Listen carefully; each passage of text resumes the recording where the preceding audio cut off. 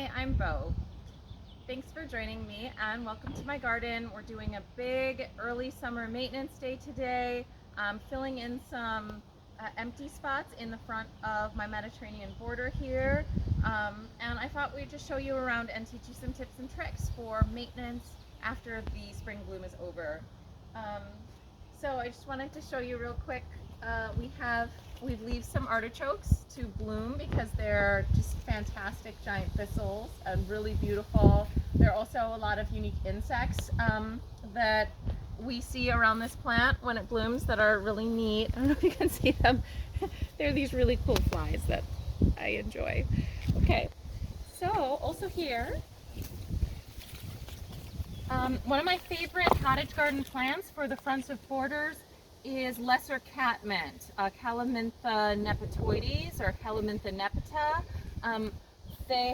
They're just sort of a cloud of fine white flowers in the late summer that bloom for a long time, and they provide nectar for honeybees when other things aren't blooming, and just kind of keep your garden blooming throughout the growing season. They aren't very long lived in heavy soils like I have though, and so I do have some mortality every winter, and I'm filling in here where I've lost some so that hopefully this will be just a cloud of sort of bluish white flowers later this year. And the buckwheats are starting to, this isn't like an island subspecies of California buckwheat, and then we have some red buckwheats too we'll be seeing later. The lavender, this is lavender rosea, so it's kind of a dusty pink lavender. These are also having their heyday right now. And they tend to bloom kind of with the catmint, so it's a really nice pairing, those two, lavender with the lesser catmint. So all of these flowering shrubs have flowered. They looked gorgeous. Now they're done. So what I'm going and I'm cutting them all back. So when people ask me, okay, when should you do your pruning? You can do structural pruning. You can do a heavy cut on your perennials in the fall or in the winter time. But during the growing season too, after something is done flowering, unless it's getting close to late summer, early fall, Halloween time, you might want to leave some seed heads on then. But during the main thrust of the growing season, I like to make sure everything looks really, really fresh. And if you cut it back, in our climate here in the South San Francisco Bay Area, you'll usually get a second fall bloom or late summer bloom for those spring plants as well. So here I've already taken, oh, I wish I could find those big pruning shears I was using. But I actually use these big pruning shears, or you could use hedge clippers, but I just use manual pruning shears to prune these down. And then if you want to get a softer look, like for instance, a lot of people have maintenance gardeners that will shape their shrubs and perennials for them, but they all end up looking like sort of a collection of cereal boxes and soup cans and you know, circles, and that can be good for some plants, but I would really discourage you from doing that with all of your plants unless you have a very, very formal sort of landscape look, because you do want some of them to look natural and soft. You probably want most of them to look natural and soft, with maybe just some topiaried rosemaries or something like that. So what you can do, if that's the kind of help that you have, but everything's looking too shaped and too rounded, as you can go in after your maintenance gardener does the work and remove these really sort of chunky places where there's a lot on the end, and then the shrub is just going to have a softer, more naturalistic look. So kind of those bigger canes, and now you see, I mean, it doesn't really look like I went through, and you can, yes, this is kind of chunky here. See, now the shrub has a softer, more natural look to it. You can pair, this one's still a little bit dense. And maybe you like this dense look, but again, I would just not do that with all of your garden plants. Over here, I'm doing a pretty hard prune on my rock roses just because they're getting too big. I had initially wanted to do a tapestry garden, and so I planned for these plants that get maybe 6 feet across, 8 feet across. But now I'm just kind of using them as a tight evergreen plant in the garden, so they do require quite a bit of pruning. This is the same plant here that has not been pruned, and so you can compare the two. So you can see it still has its rounded shape from when I pruned it in the winter time, but it's pretty big. And then this one here, this is a lot smaller. And the way that I prune it is go back for perennials and sub-shrubs like lavenders, sage, catmint, sort of the woody perennials or sub-shrubs.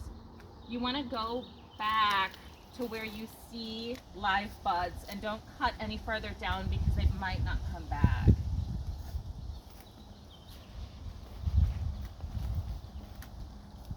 And you could go in with a hedge clipper, either a manual or electric hedge clipper, and then go back and do nuance.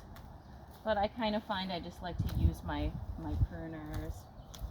My hand pruners, or secateurs as they call them in the UK, and go through.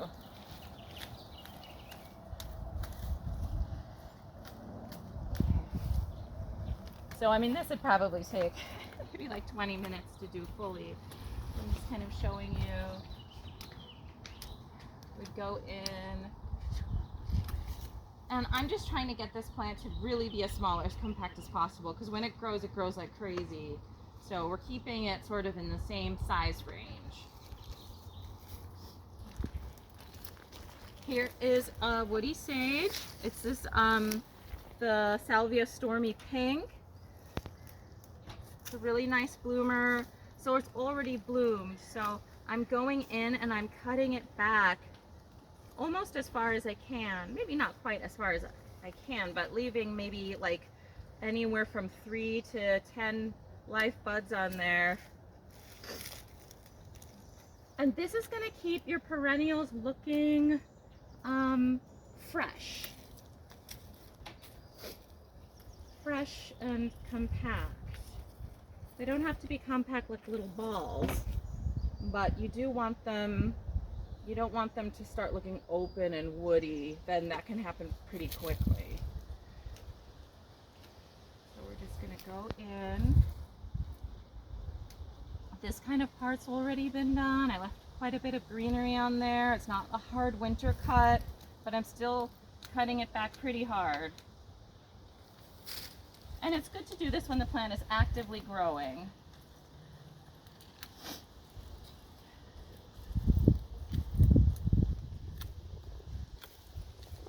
Even if the buds are just tiny little things on the stem that you can see that aren't quite leaves yet, it's still a place where the plant can regenerate from. Especially if you have lavender, definitely prune them back at least twice a year.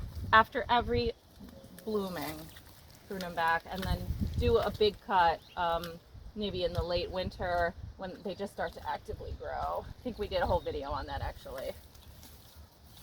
Okay, so hopefully you sort of get the idea.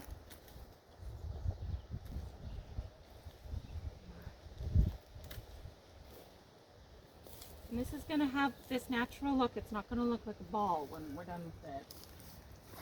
Here are the penstemon. So many plants need cutting back right now because we had a great spring. So penstemon are known, this is a foothill penstemon. It's the Margarita BOP, or Margarita Bop. This is my favorite front of border plant. It blooms 2 or 3 times a year and is totally spectacular with this iridescent fuchsia blue flower. Penstemons are known for being short-lived garden plants. I have found that that is not the case. I'm thinking the reason they're short-lived is because when you let them go to seed a few times, then the plant's kind of had it. It's told itself that it's reproduced, it doesn't need to live anymore. So I find that when it's done flowering, if you just cut back all of these seed heads, you're just going to have just this gorgeous plant for, I think, probably indefinitely. So this is what I would do with this. And you just chomp it back. And this is evergreen, so it's also a really useful plant because even when it's not flowering, it has evergreen foliage, which is nice. So for this, it's so leafy. don't really have to look back. Oh look, it says Mom's Garden. Who knew I even had this thing? I dig treasures. So this will probably take maybe another 5-10 minutes for me to chop all this off, but I think you get the idea. And I'm hoping this plant will give me one more bloom before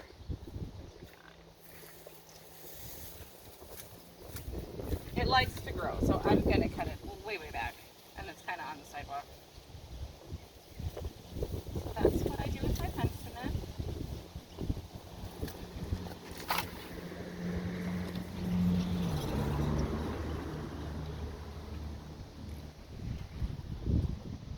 Let's see. We have scabiosa in here that we deadhead. So scabiosa, a lot of times it's grown as an annual. I grow it as a perennial, and I just keep it until, and deadhead it and keep it until it just starts to look a little too rangy and a little too woody, and then I replace it. But I'm hoping to have this one for a couple of years.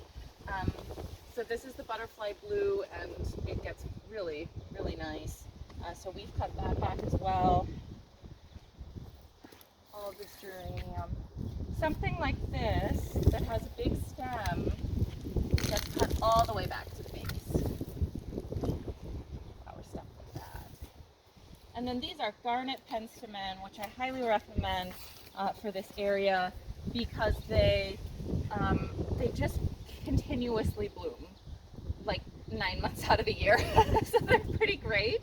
They have this really pretty sort of ruby color, but you do have to, again, deadhead them. This, you could definitely use a clippers, one of those big sort of scissor clippers on. So I'll probably find those and just take all of this down. So you would just remove all of these spent flower heads, not all the way, but maybe just, you know, to a few inches, maybe take off about 6 inches, maybe about a foot up there where it's taller, and then they'll definitely rebloom several more times this year. And then we also did the lamb's ear. So we think of lamb's ear as a ground cover, but they also send up these very dramatic flower spikes in the spring that are really nice and cottagey and mixed with the other plants. So when those are done, you just cut them way down at the base, cut them all the way out like that. And then you just are left with the silver foliage. Now these are a little, I mean, we could wait until they were really brown and really spent, but because we're here cutting things back, we're just taking care of these as well. And those will just bloom once a season. This bee is protesting. I think it thinks that there's still some flowers it might be able to get. Oh look, here are I found them. Okay, well, hopefully you got some tips and tricks. If you have any questions, feel free to drop us a line, leave a comment, and thanks again for joining.